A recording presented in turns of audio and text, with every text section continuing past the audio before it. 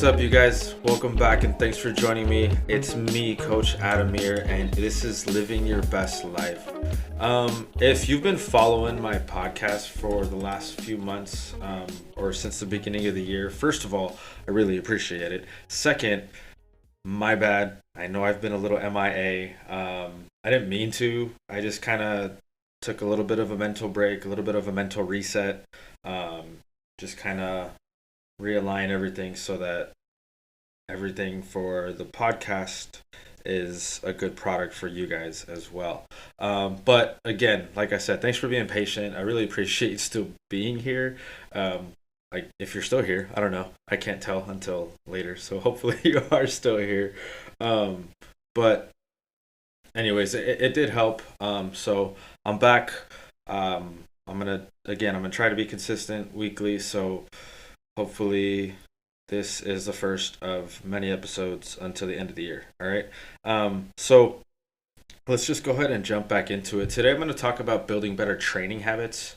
So if you're trying to accomplish a certain goal right now with your fitness, this is a good episode for you. So if you're anything like most people, like me, like your friends, like your family, like anyone you know, your January goals, especially your training goals, let's just even say your summer goals at this point, are probably either dead, fizzled out, or just, you don't remember them anymore, right? You're just like, I'll just try again next year.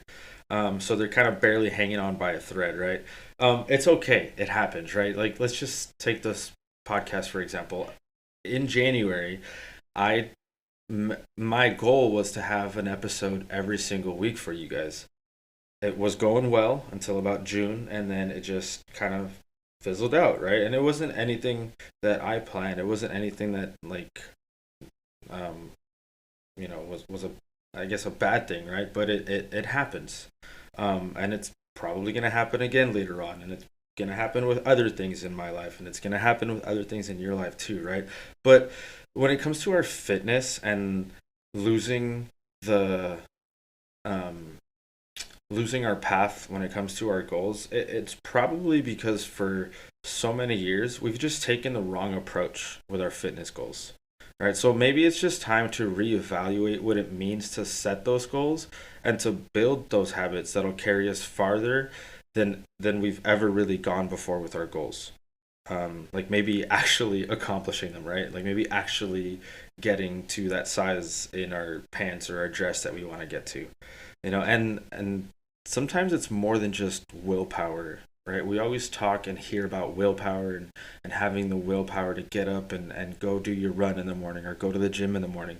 But sometimes it's really all about your planning power, right? So if you want to go to the gym in the morning, then maybe you set up your workout clothes next to your bed so that as soon as you wake up, it's ready. You just put it on, you get up and go, right? Versus having to get up in the morning, get to your workout clothes, figure out what you're going to do. Like that takes a lot more willpower.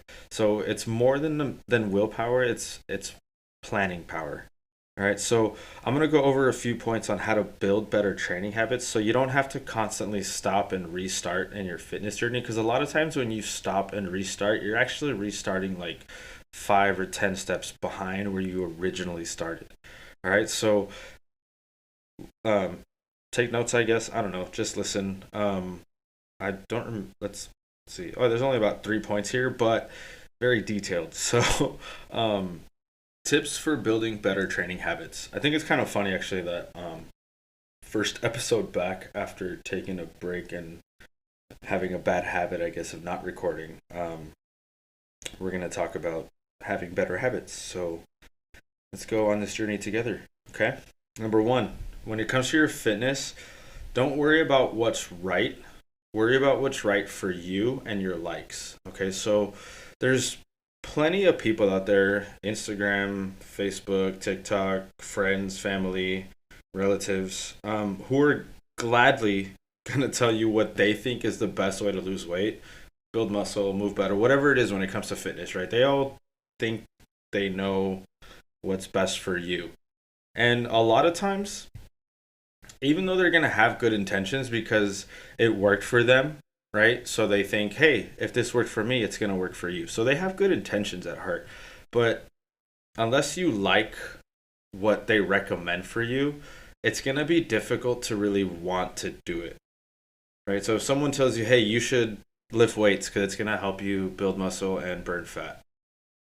Yeah, but I don't like lifting weights. So you're not going to want to do it. Right? It's the most commonly recommended form of exercise, but I know personally that not everyone likes it.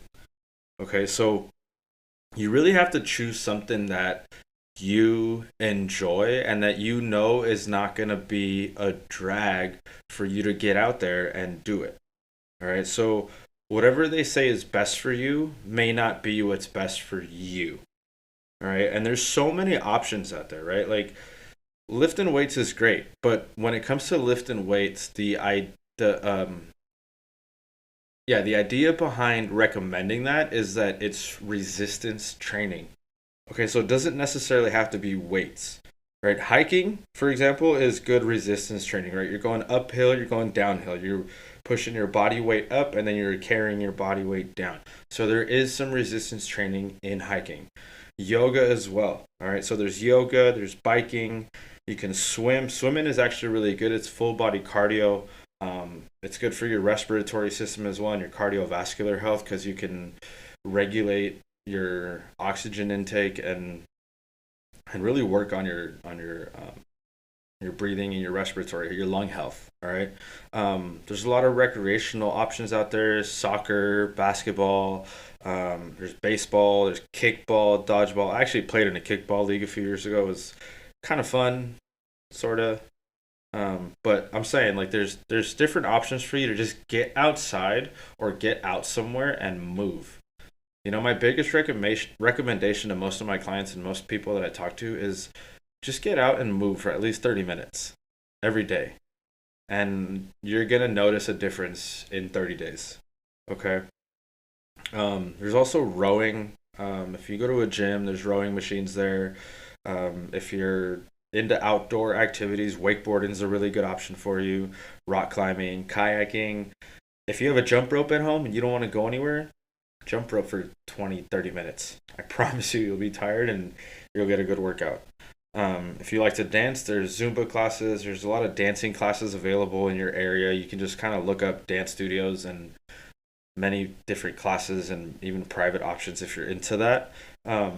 Snowboarding, if you live in winter areas, if you live in Southern California and San Fernando Valley or Los Angeles, maybe not an option for you.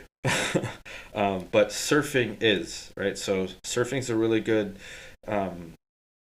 again, full body exercise there or workout there. So another option if you live in Southern California, right? It's great to be out there, get to be out in the sun. You get that vitamin D that we talked about in last episode.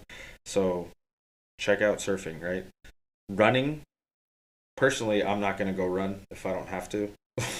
But running is also a good option.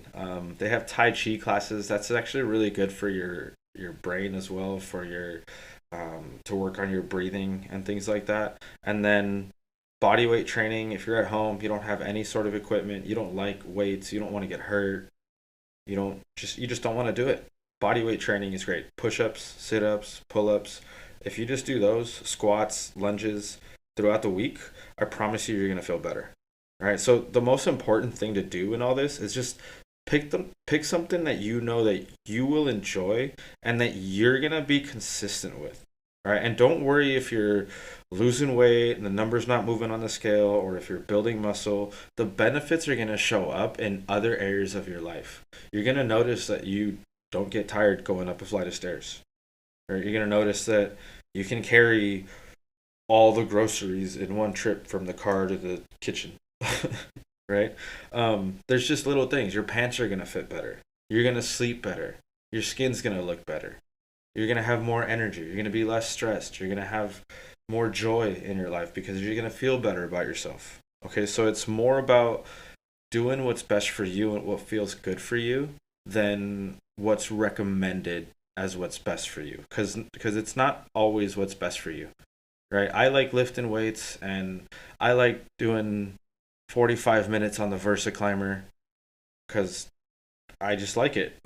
But I'm not going to recommend that to most people because I know that they're not going to do it consistently. So why am I going to set people up for failure? Don't set yourself up for failure. Do something you enjoy and do it consistently. All right. So the second one on here is your mind is stronger than you think. Okay. Your brain controls much more than you realize. It controls your response to food, to activity. It controls your response to social interaction or anticipated stressors. So if you're dreading a training session, this is what an anticipated stressor is. If you don't like to train and your session is at 6 o'clock this evening after work, you're dreading that training session, right? You have that anticipated stressor. Okay, so if you're dreading it, if you hate what you eat through the week, or you can't stand your coworkers, that's going to affect how you function. Okay, your thoughts really have an effect on how your body reacts to a stimulus, either positive or negative. So however you're feeling throughout that day about anything going on, your body's going to react to that. All right, so like, as an example, think about the last time you watched a scary movie, or like a really suspenseful, like a thriller movie, right? And you're just sitting on the edge of your seat. And even though you know that it's a movie and nothing's going to happen to you, your heart rate's up, your breath is shallow, you're breathing a little more, your respiratory rate is up, your blood pressure is up, and you're just sitting in your seat. You're not in that situation, right? So your brain can consciously understand that it's not real, but there's certain parts of your brain, what's called the amygdala, it doesn't shut off when it comes to threat detection, right? So it doesn't know that that threat is not real. All right, so the same thing happens in your life. Your mindset towards an event determines the benefit that you receive from it. Okay, so when it comes to training and your nutrition, your brain largely dictates the benefit based on your perception of the event. So if you don't like training, you're not going to get the same benefits out of it. Right? So if you hate something, don't keep doing it, eating it, going to it, or working for it, right? Change something and start to form a positive feedback loop in your brain. All right, create those new neural pathways, like create new routes, so your brain can create that enjoyment, that repetition, and that reward. Okay, so when it comes to your training and to your nutrition, find ways to enjoy that and make it enjoyable for you, so that you subconsciously want to go back to it, right? So that comes back to choosing activities that you're going to enjoy, so that you can easily go back to it with that enjoyment. You repeat it and you get that reward, right? And that's how you form those good habits. Okay, guys, so we're on the last one, number 3. The journey is more important than the goal. We've all heard that, but how many of us really listen to that? Okay, so if you've ever met someone at work, or you have a friend who's just finished like a really big project at work, or business idea or project they had, most times they're going to mention that they're already working on their next one, right? Like, I just finished, yeah, but I got this new deal coming and I'm already working on it. Like, I just finished this other deal last night, woke up super early to start this new one. There's no rest period, there's no like just kind of reflection period or anything like that. And that's because we've been sold on the idea that the finish line is more important than the race itself, right? We always say, if I can drop these last 10 pounds, I'll finally be happy. I'll finally be where I'm at, where I want to be. Or I just need a 6-pack and then I'll really look how I want to look. Or I'll really be able to take my shirt off at the beach and be comfortable, right? But humans don't work that way. Like, our minds and our brains just don't work that way. There's always going to be another goal. There's always going to be another race. There's always going to be something better that we're going to want to achieve. There's always another competition. There's always someone who's better, right? And we have to learn that the destination itself isn't always better. We can't buy into that mindset that we'll be happy when we reach our destination, right? Learning to enjoy the journey is a process, and it takes time to develop those new habits. I was asked a couple weeks ago by a client at the gym, because he saw me training, and he's in college. He plays basketball. He's training for his basketball season. And I told him that he's a really hard worker, and I really like to see someone like him and work so hard. Like, I can appreciate someone who works hard, right? And he saw me the next day after my workout and said, essentially the same things to me. And he also said, he goes, "What's crazy though is that I'm playing basketball, so I kind of have this goal to really work hard." He's like, "Well, like, what's your goal?" And of course, my goal is to maintain my fitness and stay healthy and stay functional, and I can move and things like that. But I don't have a goal like most people. And what I told him is, I just enjoy training, and I enjoy the steps to get to my goals, I guess, right? So I've learned to enjoy the journey of training more than what it gets me. So, for you have to really find something that you like to do. If you like to hike, if you like to be in nature, hike every weekend. Enjoy it, love it, and then you'll build a habit where you don't want to miss a day or a weekend of hiking because you enjoy it so much. All right? And like training, it may not be the most enjoyable for you, right? Like, most people don't like to train, but building those new habits to change your body composition, your overall health, even your mental well-being, it's going to help you change how you feel about yourself. You're going to feel more confident, you're going to have more energy. You're just going to want to do more with your life because you just feel more capable of doing that, right? And just remember that when it comes to your health, it takes work, and it takes personal responsibility, self-awareness, and just acceptance of where you're at and where you need to get to. All right. So one thing I also want you to remember though is that pursuing happiness through body composition change can it's a scary road. It can lead to a lot of disappointment. Okay. So just really learn to love the process, because that's what's going to make you truly happy, right? Because let's say you want to lose 15 pounds, right? And you hate every moment of getting to your 15-pound weight loss. You get to your goal, and then now what? You hated getting there. You're not going to maintain those habits. So you're going to gain that weight back, and you're also going to gain more back. Okay, so you have to enjoy the process, because if you enjoy the process, you get to your 15 pounds of weight loss, you're going to continue with your habits because you enjoy it. Okay, so that's all I have for today, you guys.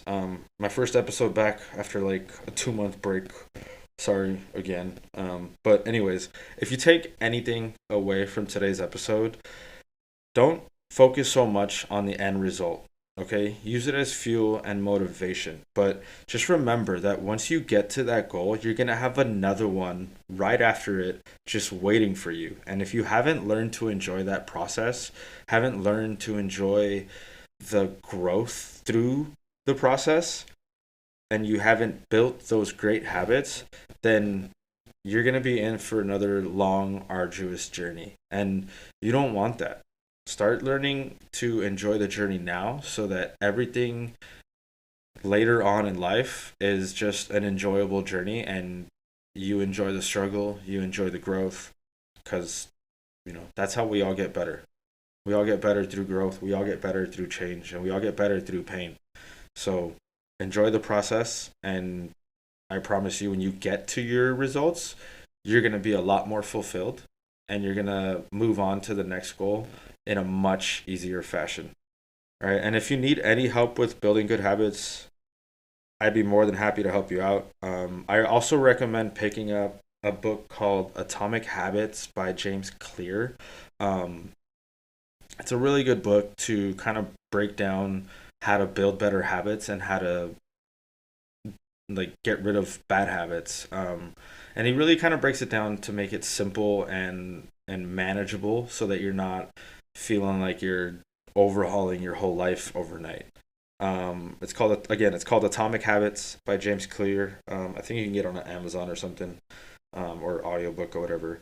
But anyways, thanks for listening, you guys. I'm really happy to be back.